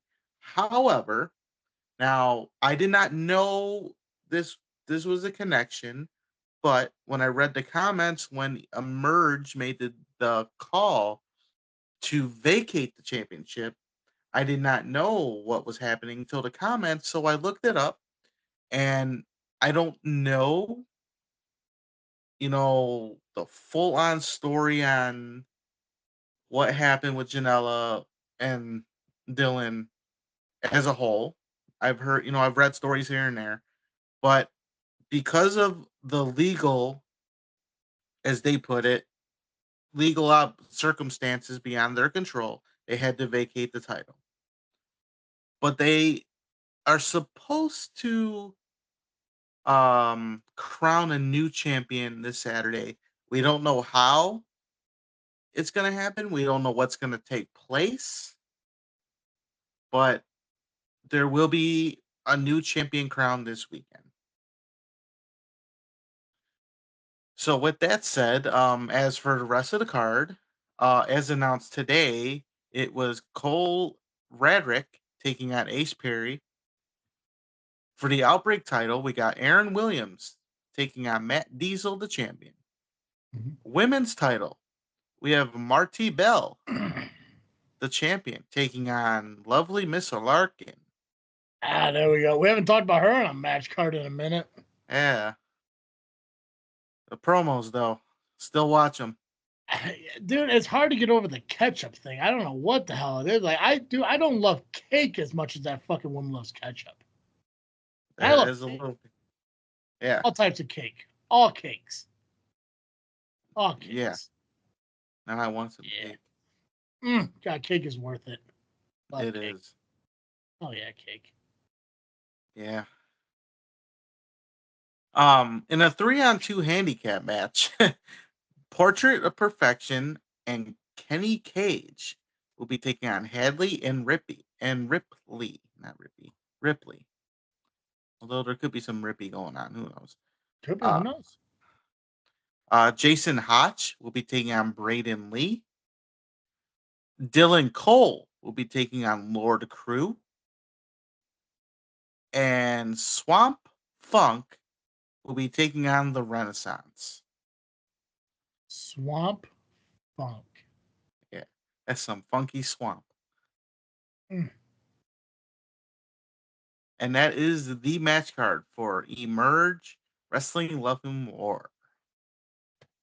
This Saturday, February the 8th at the Bartholomew. You say the word. I can't say it for Bartholomew. Bartholomew.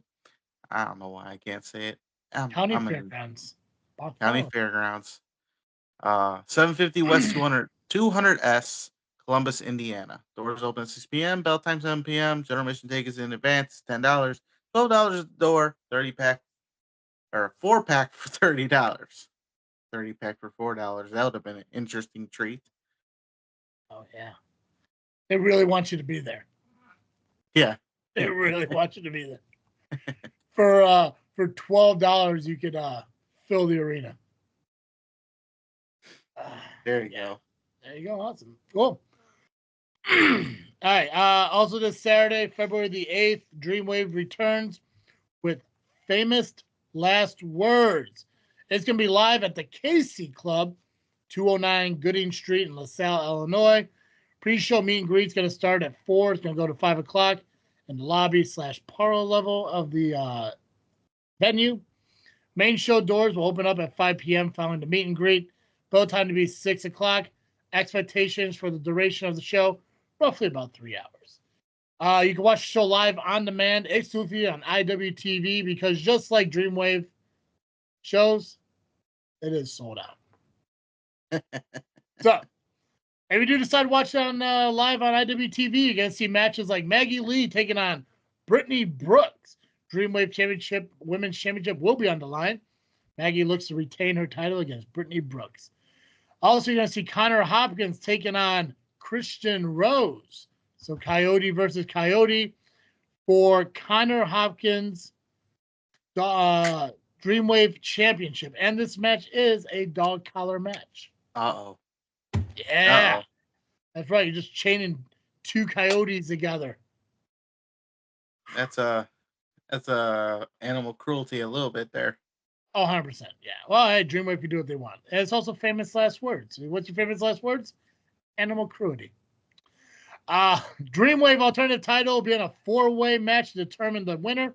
It's going to be current champion Marcus Mathers taking on Gringo Loco, Myron Reed, and Rafael Quintero. Nice. We know him from CSW. We talk about him a lot.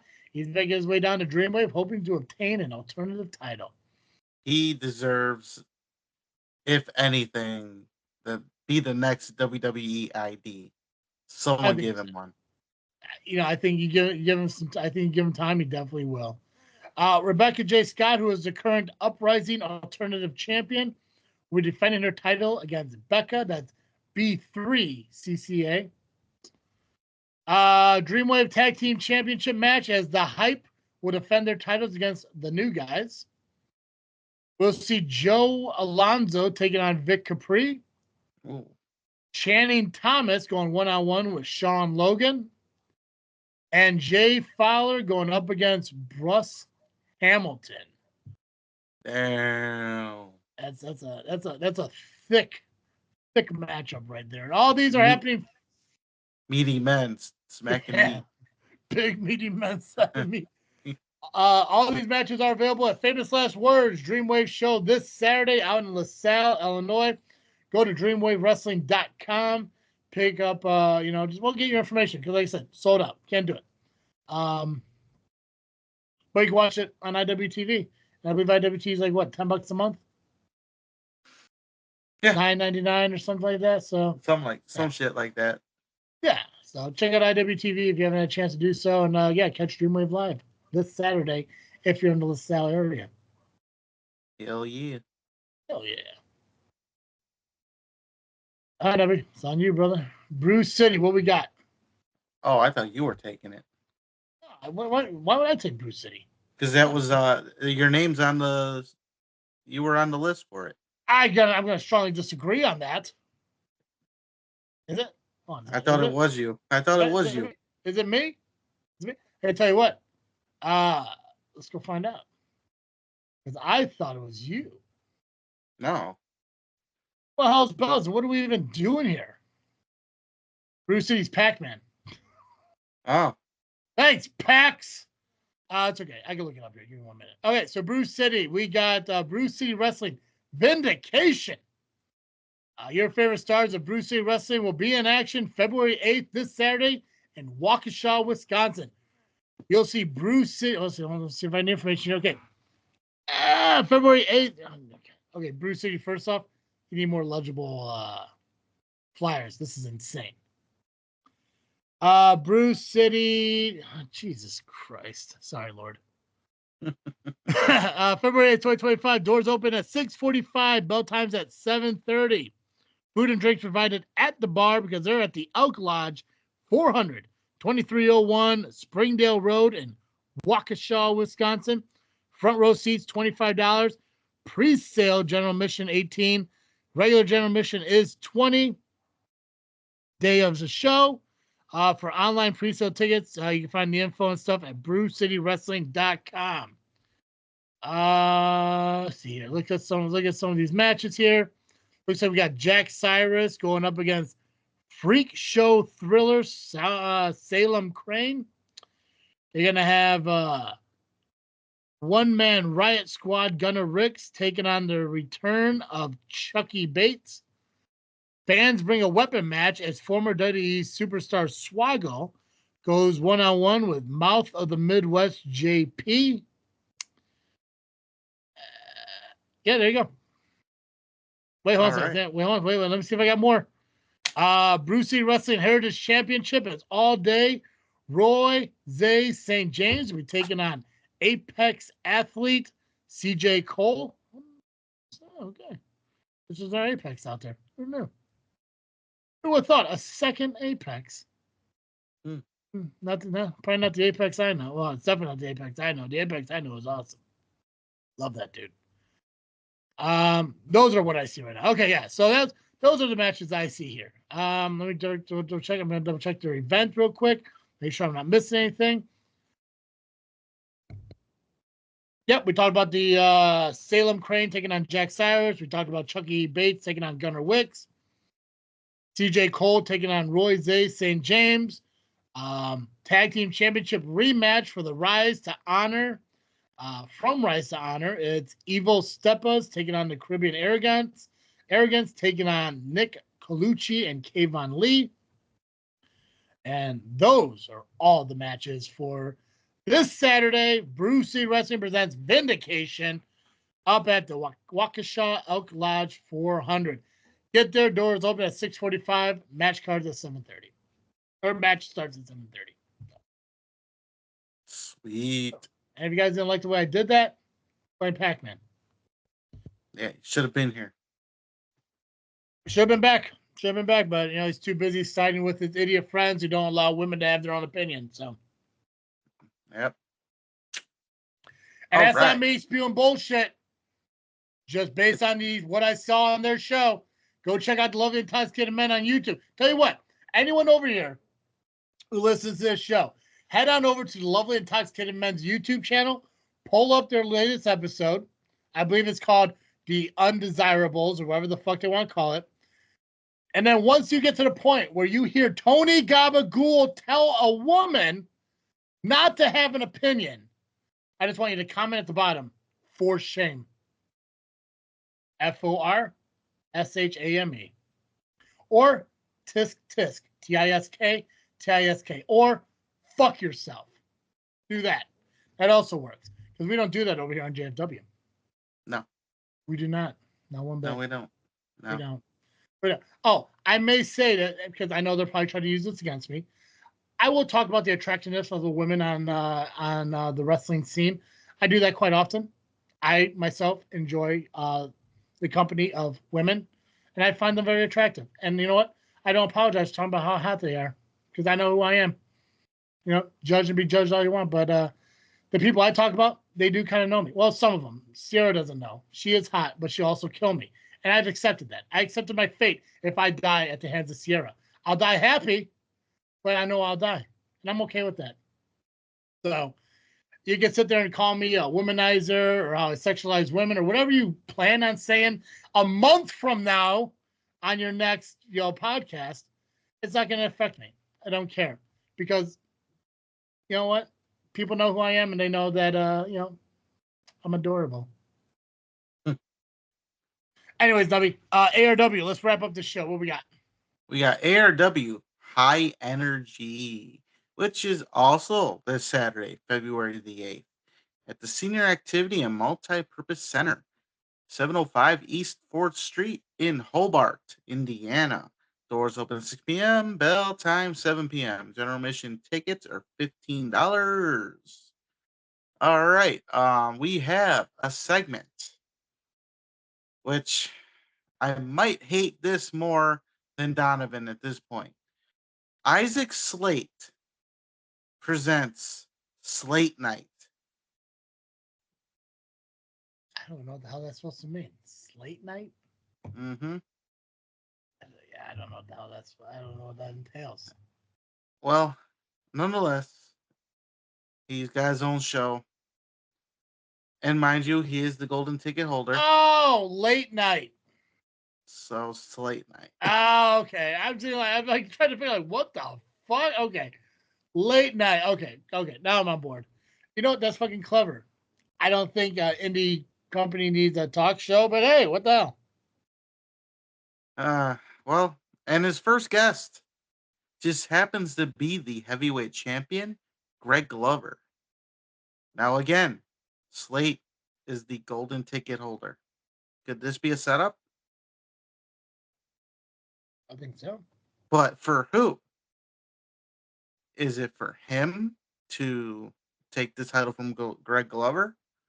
Or is this a setup for Nick Diamond to get the upper hand because Nick Diamond is going one-on-one with Greg Glover for the heavyweight title on this event?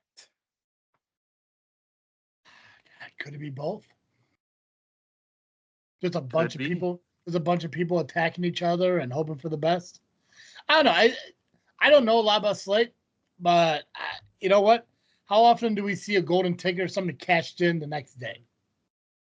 I know we saw a briefcase from time to time in WWE. I think that's happened at least twice. I know. Hell, we saw a couple of them cash in that night. Yeah. Golden Like ticket. Donovan did it. That's true. We saw. Okay, so you know what? Stand corrected. It could happen. We could see it cash in a month later. Who knows? That's impressive. Yeah, you're right. I totally forgot that idiot did it. Well, because he's an idiot and we forget about him. Yeah, he's stupid. Yeah. He was up in Frontline, right? He was at Frontline. He was at CSW, which I beat his ass in. So yeah. Fuck that guy, idiot. Without ropes. Yeah, you did. Hell yeah. I slapped the shit out of him. Hell yeah. So that's happening. And then Brendan Balling will be taking on Quinn Whittick. That should be fun. Brendan Balling's a rising star, and Quinn at this point I'd say he's at that status. So we'll see what happens. Well, he is currently a member of AFA too. Yes, he is. I forgot all about that. Yeah, so we still don't know what it is. I'm assuming it's always fucking around. So, or always fucking anal. Always fucking anal. That's 100% true too. Yeah. So that's the thing too. Is like, where does Quinn stand as far as his future at ARW? It's like, is he still going to continue to be that solo rising star against his opponent while being in a group, or does now he kind of put himself on autopilot, knowing that he has a group behind him that's going to back him?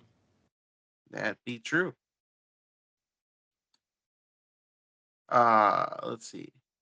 So speaking of groups, for the tag team titles, we have the family taking on Pestilence of Joey Dalton and Christian Torjan. That should be fun. For the Indiana State title, we have Josh Moon, the champion, taking on Eric Schultz.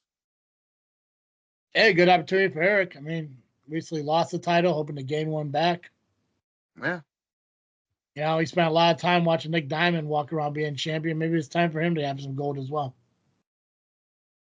Yeah, and I think as much as I want to punch Eric sometimes, I think he's a better champion than Nick Diamond. Yep, I said it. Ooh, you slaying that faction? I'm gonna slay that faction.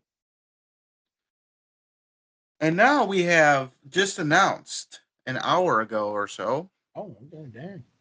Yeah. Thank God the show went longer than expected. Yeah. Hell yeah. We have two, not one, but two triple threat matches. Okay. And the winners of each match will face each other one-on-one in March for number one contendership for the Indiana State Championship. Okay. In one match, you have Danger Mask, Dumbass Donovan, and Ivan Manson. Oh, okay. Dang. And then the other match, we have, which one is that? Georgie Mash of the Mash Brothers, Jay Thunder, and James Creed. Can you imagine seeing AFA going up against the program? Being Ivan versus Thunder. I would love to see Ivan versus Thunder. That'd be great, right? Oh, I mean, that would be fun. Yeah, I mean, obviously you can't, rule out Creed, but I mean, come on, man, that Thunder Ivan match will be fire in March. I mean, I'm predicting it. Next month when we cover ARW, we're gonna cover an Ivan versus Thunder match. I'm calling it now. Big meaty men slapping meat. Fuck yeah. And we're gonna find out which team really matters, AFA or the program. Yeah, that is. I hope that is a thing. I really want to see that match. It'd be a good fucking match, man. 100%. Yeah. Hell yeah. Don't worry, I know ARW listens to the show. They'll be like, huh. Yeah, I hope that happens too. I hope that happens as well. You put it out into the universe, and then shit happens. So we'll see. And that is ARW High Energy. It's this Saturday, February 8th at the Senior Activity and Multipurpose Center, 705 East 4th Street in Hobart, Indiana. Doors open at 6 p.m., bell time 7 p.m. General admission tickets, $15. Get them while they're hot. Before we wrap up, start goodbyes and everything, there were two things you said you wanted to bring up at Power Entertainment. I know of one of them. So before we talk about the one I know of, what's that second one that you wanted to talk about? Well, I wonder if we want to talk about. Yeah, we are. I think we are. But the one thing, we do have new tag team champions in the Bad Hombre Cartel. I don't like them very much, but congratulations on them for winning the tag team titles. Yeah, I mean they just came back. What, like November, December? Yeah, at Wrestle Rage. They came together at Wrestle Rage, and then they just started getting collecting their shit, and they just won the titles. Yeah. So okay, congratulations to them. The biggest thing though, I know what we're going to talk about. So I'll start out with this. Possession is 9/10 of the law. That a legal binding agreement in the world here? Because if it is, fuck, I guess I can just run around and start stealing people's shit and claiming it as my own too. Yeah, right. I mean, people do it nowadays. They go into real retail stores and steal anything, and it's okay. But how do you claim to be the best in wrestling if you can't even win your match? And because you couldn't win your match, you just steal the title and act like you won something. Yeah. That's the definition of petty. And that's exactly what Hefner did, because he wants to sit there and brag that he now manages a POW champion. Fuck no. No. Absolutely not. So they can say what they want, but that title is not theirs. And it's better that they're in fucking hiding or whatever they're doing. Maybe, don't post pictures of you and your girlfriend out on your anniversary eating dinner, because the champ's going to fuck you up.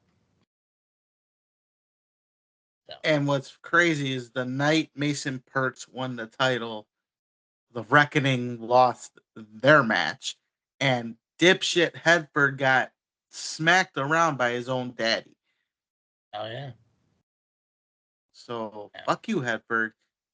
And oh, yeah. Kiss my ass in that fucking comment you made about my gimmick. And that's such a low-hanging fruit thing. Like, if you had $1 for as many times as somebody said you ripped off the Mutant Ninja Turtles, you probably never need to fucking work again. Right. It's like people want to just say, oh, you ripped off. No, it's like, all you look at it is like you're paying tribute to something you fucking enjoyed as a child. Right. I mean, I make it my own. Do I call myself Raphael, Michelangelo, Donatello, Leonardo? Fuck no. No. See, that's a low-hanging fruit thing. And I expect nothing less from the fucking mouth breather himself. I mean, he looks like Sid, all grown up from Toy Story and shit. And I get it. He found somebody who's into that kind of dopey look and shit, and I can respect that. But, dude, just like the LIM, if you're going to come at somebody, come out with something unique, something different, something that's not over fucking played. Gross. Jackass. Yeah. Hell, you know what? I think I did invite him on this show, and he never showed up. Right. So, hey, I'll send you the invite again, man. Next time there's a Poww show, come on here. I'll let you run through the card. I'll let you say your piece. Otherwise, fuck yourself, dopey. Idiot. You and Maximus, you idiots. Morons. And for someone who, steals a gimmick, I get pops, bitch. Fucking Nubby gets pops. Hell What yeah. do you get? Nothing. Fucking just nothing but booze and stuffed up noses to make him breathe through his mouth. Idiot. Mhm. You and your Dumbass. stupid fucking suits and shoes. Moron. Wearing Out the glasses store. inside. Stupid. Nubby, anything else wrestling related you want to talk about? Yeah, a couple Royal Rumble notes. Yeah. Oh, fuck yeah, brother. So, actually, I'm gonna start with the asshat known as Carl, referee from ARW. You dumb idiot. And yes, I'm calling you a dumb idiot Yeah. because I know you listen to the show. Stupid idiot. You moron. Dumbass. You aligned yourself with Dave Allen, who's the biggest user in wrestling today. I would know. I was used. Hello, I was his butler for a day. I was used and abused, so I know. So Carl said this, and you might agree with half of it, Yeah, let's see. but I didn't dispute it either. So, I know. for the record, Curtis Axel and Tozawa have not been eliminated from the Rumble. I agreed with half of that because Curtis Axel did enter the Rumble and disappeared, but was not thrown over the top rope. He never entered the ring. Dude, if you really want to, okay, so think about this, because I did go back and I started watching some of the Royal Rumbles and shit. I think I got from the first one up until Austin's second one. And when you look at the rules of the Royal Rumble, they've changed over the years. Prime example was there was one year where Jake the Snake came out with a snake, threw the snake into the ring. Andre eliminated himself. And they said, well, Andre just eliminated himself. Then, a year later, Randy Savage enters the Royal Rumble, attacks Jake the Snake, jumps over the ropes, chased Jake the Snake away. But because he was not eliminated by anybody, he did not eliminate himself. So he was able to go back into the Royal Rumble and finish the match. And then a few years later, Ahmed Johnson eliminated himself from the Royal Rumble, and then he was eliminated.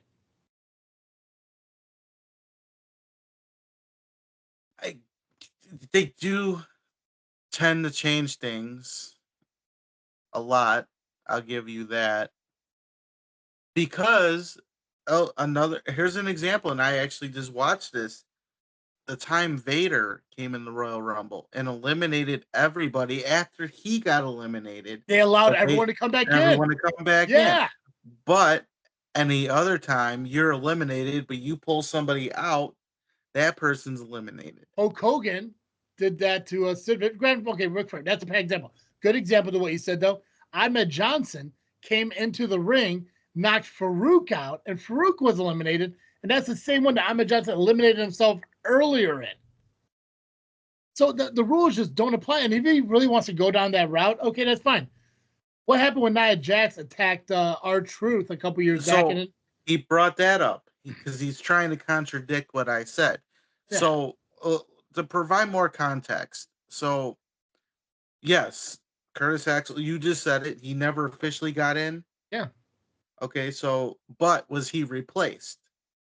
No. He was not replaced. Tozawa was. With speed. Yeah. So to say that he was not officially eliminated is wrong because he was not an official entrant anymore.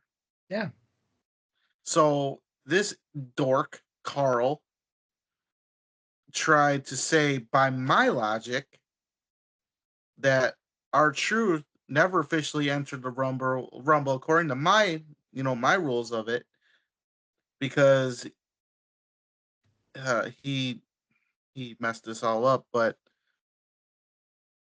he didn't enter, never officially entered the men's, but was eliminated in the women's. And my logic doesn't hold water. First of all, his didn't even make sense. No, it doesn't. Hearing it and reading it. My logic has nothing to do with our truth issue. What he's doing is he's having a mark. Well, he is one. Yeah, he's relaying information out there like a fucking mark. It's like, I'm sorry, in my opinion, if you don't enter the ring during the Royal Rumble, you're not entered into the Royal Rumble. Again, there were matches back then that, you know, they got to like number 13, number 16 or whatever, and nobody fucking showed up. They never questioned it. They never gave an answer for it. It just didn't happen. So you're telling me those people are also still in the fucking Royal Rumble? There's a good one. Yeah. Bastion Booger, 1994.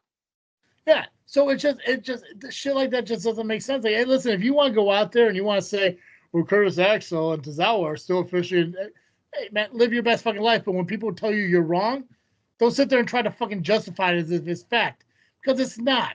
It does not work that way. You know? But like I said, Curtis Axel, there could be a case. Tozawa, no, because he was officially replaced. Sorry, Carl, you're a dumbass. Haha. Moron, idiot. Join dumbass. The other morons. Join Donovan and the Workhorses and Maximus O'Ryan. Yeah. Because they're all fucking morons. Yeah, idiot, moron, dumbasses. I should put that on a shirt. Idiot, moron, dumbasses, stupid. There we go. Oh, perfect. Yeah. And hey, yeah, but speaking of Royal Rumble, obviously Jey Uso, huge surprise. Wasn't expecting that. Me personally, I know who I predicted. Me personally, I'd prefer Drew McIntyre and Finn Balor. I think either one of those. I think if Drew won, taking on Cody Rhodes would have been fantastic, or Finn getting his justice after the Universal title. I think that would have been great. Jordan Grace being announced as an official member of WWE. Now, is she going to NXT? I think she's staying main card. Yeah, I think so too. Trish made a return, which was pretty cool. Alexa Bliss came back. And then, of course, the surprise entrant that everyone knew about, we all predicted it, Charlotte Flair. So she's going to WrestleMania. I think she's going to face Tiffany Stratton. But we'll see who she picks. I believe she's on Raw tonight, as well as Jey Uso. Who knows if Jey is going to stick and try to take on Gunther again, you know, or will he go on and face Cody Rhodes? We don't know. Huge ladder match. What's up? I was gonna say, you mentioned Drew. Yeah. Did you see that shit about him crying, getting all pissy? I heard something happened, but I don't know what happened. But the guy I worked with was like, oh, Drew got pissed. He got eliminated early. Like, I didn't. What was he talking about? So apparently he was eliminated earlier than he was supposed to. Now he's trying to blame people for getting their shit in.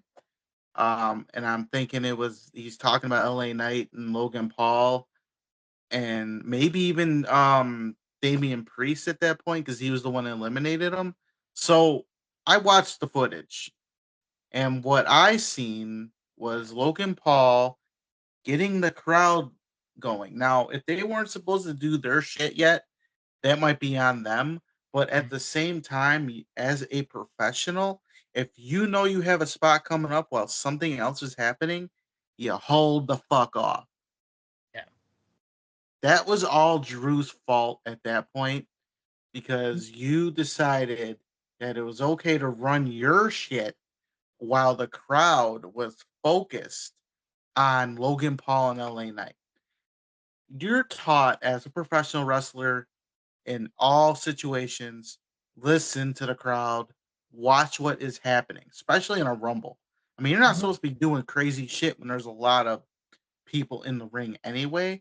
Yeah. But if you have something planned, you have to make sure there's room. There was definitely no room going in to your part.